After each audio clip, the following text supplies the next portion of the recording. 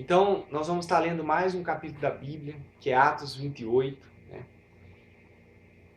Que o Senhor Jesus ele nos dê essa graça, essa misericórdia de nós compreendermos a sua palavra. A palavra de Deus, para ser compreendida, ela precisa ser revelada. Ela precisa ser... Deus precisa abrir os nossos olhos, porque para que nós possamos entender e compreender. Então, o desejo do meu coração nesse instante é que Deus ele faça iluminar os nossos corações, ele faça o nosso coração se encher da alegria de nós podermos estar em contato com a tua palavra. Eu quero dizer para você que essa palavra não é minha. Deus vai estar usando apenas a minha voz, vai estar usando em alguns momentos para ministrar a palavra dele, mas a palavra é de Deus. Eu sou um semeador, mas a semente é a palavra de Deus, é a semente que faz a diferença. Então quando tanto faz ser eu que jogo a semente do milho na terra, ou você que joga a semente do milho na terra, o poder está na semente. E quando a semente ela nasce, ela cresce, faz com que cresça uma planta, e essa planta venha gerar frutos. Então a palavra de Deus é a semente. Por isso eu desafio você a não mudar, a não tirar esse vídeo e ir até o final, porque eu tenho certeza que Deus vai ministrar o seu coração. Então nós estamos lendo o último capítulo de Atos, né, que é Atos 28, e fala assim: chegando todos com vida, logo soubemos que estávamos na ilha de Malta. O povo da ilha foi muito bondoso conosco e fez uma fogueira na praia para nos aquecer do frio, e ainda nos agasalharam contra a chuva. Você vê que nessa ilha que Paulo e as pessoas que estavam, os presos que estavam com ele, naufragaram, que nessa ilha que eles foram colocados lá, que eles, pela tempestade, foram levados àquela ilha. Então você vê que o povo daquela ilha foi muito receptivo. Isso você vê que é quase 2000 anos atrás. Nós vemos que Deus já estava ali, naquele naufrágio, com certeza. Já era um propósito de Deus que aquele barco viesse a naufragar naquela ilha, né? Para que o quê? Para que o evangelho dele fosse proclamado. Aquela ilha recebeu muito bem. E antigamente os povos não eram tão receptivos como são hoje, né? Se hoje já existem lugares que as pessoas não são bem recebidas, imagina aquela época que Paulo vivia. Então Paulo estava juntando uma braçada de gravetos para pôr no fogo. Uma cobra venenosa que fugia do calor prendeu a mão de Paulo. Nós podemos ver aqui um exemplo de Paulo. Paulo, eles tinham acabado de ficar quase 14 dias sem comer. Eles estavam assim muito cansados e Paulo já estava fazendo ali a fogueira. Você vê como ele não era um homem preguiçoso, né? E diante daquela situação, uma cobra venenosa picou a mão dele, né? Imagine agora, né, o que o povo ia dizer. Ó. O povo da ilha viu a cobra pendurada na mão de Paulo e diziam uns aos outros: sem dúvida ele é um assassino. Embora escapasse do mar, mas a justiça não deixara que ele viva. Mas Paulo sacudiu a cobra no fogo e não sofreu nada. Né? Então você vê, às vezes nós nos posicionamos como servo de Deus, né? E às vezes, uma coisa aqui, outra ali, somos acometidos por alguma situação que pode nos levar à morte. E de repente as pessoas elas ficam esperando só a nossa morte. Às vezes alguma pessoa tem esperado a sua morte, a minha morte. Alguma pessoa tem esperado a sua destruição e a minha destruição. Tem esperado a sua falência e a minha falência. Mas eu tenho uma palavra para te dizer. Eles não vão ver a minha destruição e não vão ver a sua destruição e não vão ver a minha falência e não vão ver a sua falência e não vão ver a tua tristeza e não vão ver a minha tristeza. Pelo contrário, o mesmo Deus que agia na vida de Paulo e fez com que aquele veneno da cobra não tivesse efeito sobre Paulo, é o mesmo Deus que vai operar em mim e em você milagres e não terá efeito sobre nós o poder da destruição, o poder da miséria, o poder das trevas, porque sobre nós está o poder de Deus. Mesmo que muitas vezes nós erramos, mesmo que muitas vezes nós nos desviamos do Senhor, mas Deus, Ele tem uma palavra de ânimo, Ele tem uma palavra de encorajamento, ele tem sobre ele um plano e um projeto de Deus sobre nós. E o plano e o projeto de Deus vai ser estabelecido nas nossas vidas. Mas Paulo sacudiu a cobra no fogo e não sofreu nada de mal.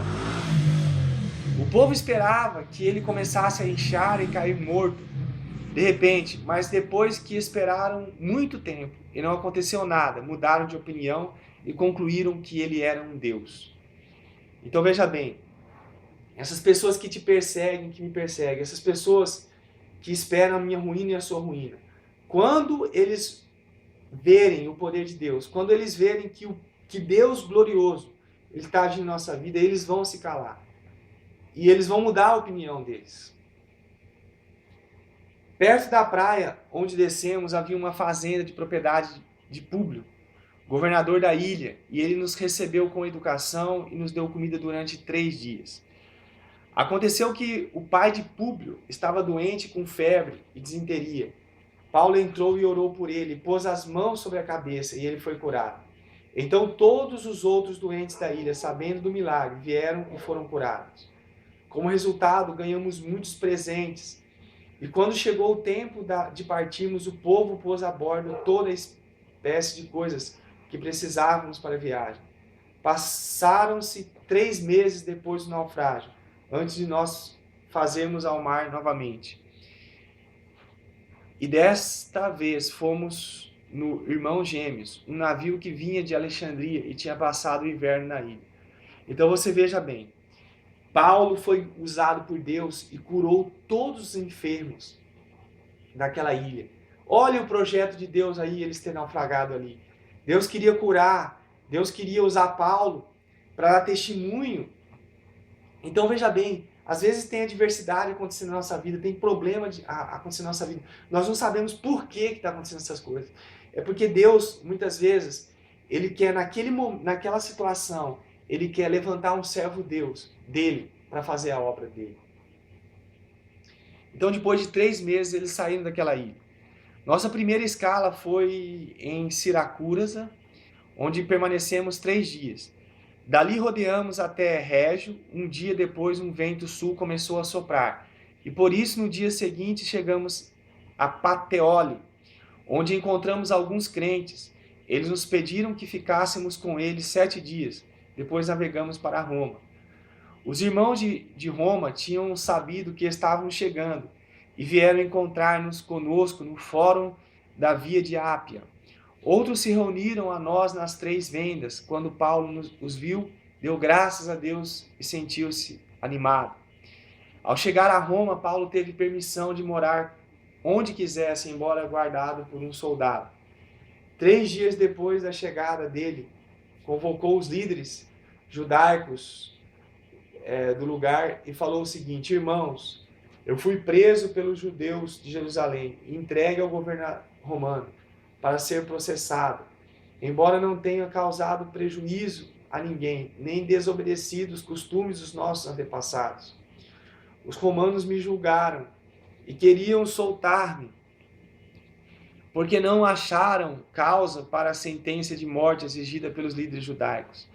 Mas quando os judeus protestavam contra a decisão, eu achei necessário, sem nenhuma intenção de prejudicar os da minha nação, apelar para César. Pedi a vocês a virem até aqui hoje, para que pudéssemos nos conhecer e eu pudesse contar o motivo porque eu creio que o Messias já veio, porque estou preso com essas correntes. Eles responderam: nós não temos ouvido nada contra você. Nós não temos tido cartas da Judéia, nem informações daqueles que chegaram de Jerusalém. Mas queremos saber o que você crê, porque a única coisa que sabemos a respeito desses cristãos é que são combatidos em todas as partes. Então, mesmo ali naquela situação, novamente, Paulo aproveita a oportunidade para falar das boas novas, para dar testemunho do nome de Jesus. E é isso que Deus espera de mim e de você, darmos testemunho dele em toda a parte. Assim foi que eles marcaram uma ocasião e naquele dia um grande número de judeus veio à casa deles. Paulo falou do reino de Deus e ensinou a respeito de Jesus, usando as Escrituras. os 5 livros de Moisés e os livros da profecia. Ele começou a conferência de manhã e prosseguiu até a tarde. Alguns creram, outros não. Então veja bem, nós devemos falar da palavra de Deus, não importa a quem, né? Alguns vão crer, outros não vão crer. Mas falemos a todos do amor de Deus, porque alguns vão crer. E esses que creem serão salvos. Mas depois que eles haviam discutido contra e a favor entre si, retiraram-se. Essas palavras final de Paulo, ressoando nos ouvidos dele. O Espírito Santo estava certo quando disse que por meio dos profetas Isaías. Repetindo aqui, mas depois que eles haviam discutido contra e a favor entre si, retiraram-se com esta palavra final de Paulo, ressoando nos ouvidos deles. O Espírito Santo estava certo quando disse por intermédio do profeta Isaías, digam aos judeus, vocês ouvirão e verão, mas não entenderão. Então veja bem, lá no livro do profeta Isaías tinha uma palavra assim, o Espírito Santo estava certo quando tinha uma palavra que dizia assim, o Espírito Santo já tinha dito no profeta Isaías, no livro do profeta Isaías, digam aos judeus, vocês ouvirão e verão, mas não entenderão. Porque o coração de vocês está duro demais e os ouvidos não ouvem. Vocês fecham os ouvidos contra o entendimento, porque não querem ver, ouvir, entender e voltar-se para mim, a fim de que eu cure vocês. Então veja bem, essa profecia que está em Isaías, que os ouvidos ouvirão, né? Vocês ouvirão e verão, mas não entenderão. É como se entrasse por um ouvido e saísse pelo outro. É como que se as pessoas vissem os milagres, porque Paulo operava milagres, porque as palavras de Paulo eram palavras poderosas, porque eram palavras inspiradas pelo Espírito. Jesus andou nessa terra curando os enfermos e fazendo muitos milagres e maravilhas. Muitos viam, mas não entendiam. As palavras entravam por um ouvido e saíam por outro. E será que hoje nós não estamos diante de uma multidão de pessoas? Nós estamos no Brasil, onde o evangelho está sendo dizimado, onde muitas curas e milagres, mas muitos estão com os ouvidos tampados, muitos estão deixando de receber as bênçãos de Deus, muitos estão deixando de entrar nesse caminho maravilhoso de Deus, porque estão com os ouvidos tampados, porque não querem seguir o evangelho, porque não querem se dar o luxo de fazer as coisas de Deus, preferem ficar nos seus pecados, preferem ficar nas suas convicções. Mas Deus tem um projeto para todo ser humano. E todo aquele que ouvir as palavras de Deus, e todo aquele que entender as palavras de Deus, serão salvos. Aí Paulo falou, portanto eu quero que vocês entendam que esta salvação vinda de Deus vai ser pregada aos estrangeiros, e eles aceitarão a mensagem.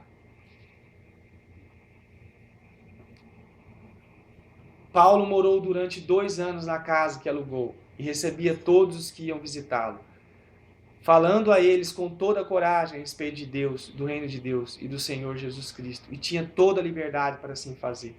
Então, assim como Paulo falou com toda a coragem do reino de Deus, que eu e você possamos nesses dias se encorajar e não se envergonhar do Evangelho de Cristo e proclamar aos 4 cantos desta terra que o Senhor Jesus está vivo, que o Evangelho é verdadeiro, e que Deus está em busca de pessoas que querem viver com Ele no céu, na eternidade, e que Deus está com os braços abertos, buscando a quem possa encontrar, a fim de receberem os perdão dos seus pecados e morarem eternamente com Ele.